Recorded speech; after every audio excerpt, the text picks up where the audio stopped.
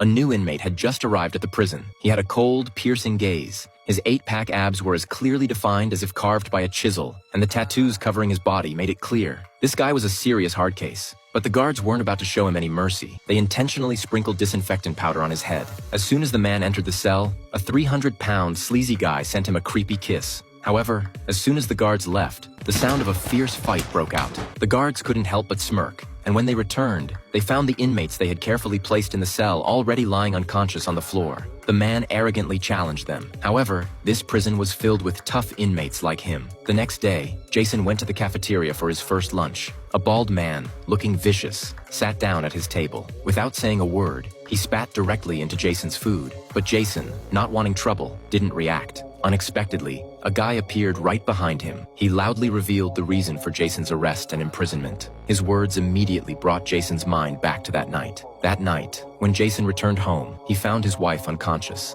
As he was about to call for help, a man in black suddenly appeared and knocked him out. When he woke up, his wife had already passed away, and the murder weapon was inexplicably in his hands. Jason was then arrested for his wife's murder. Now, facing the man's provocative challenge, Jason finally lost his patience. He grabbed the plate on the table and fought back. But in the chaos, he was ambushed by the man. Fortunately, the guards arrived just in time, bringing an end to the sudden brawl. The guards then told Jason that he had made a huge mistake because the man he had just fought was the leader of the prison's bald-headed gang. When Jason was taken to the warden's office, Warden Randy surprisingly offered to reduce his sentence. It turned out that before being incarcerated, Jason had been a professional race car driver. Randy wanted to recruit him to participate in the prison's racing competition. Unlike regular races, these prison races were far more brutal, and each event attracted millions of viewers willing to pay to watch, which brought in a fortune for the prison. Recently, however, the top racer, Frank, had died in a car crash. But since Frank had always worn a mask, no one knew his true identity.